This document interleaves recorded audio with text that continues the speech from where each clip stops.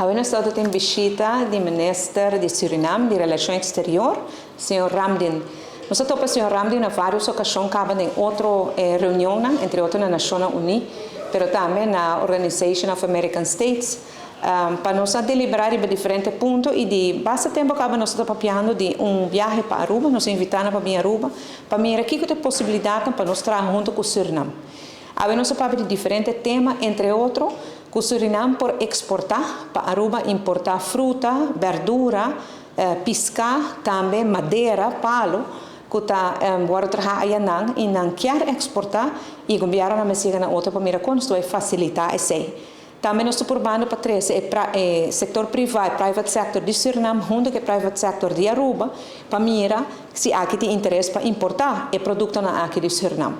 Nós queremos que o Suriname agora que não está traspassando período de estabilidade e na caminho também com a possibilidade para na área 2027, 2028 de gás e petróleo, que está queda país muito interessante para Aruba fazer negócio com ele.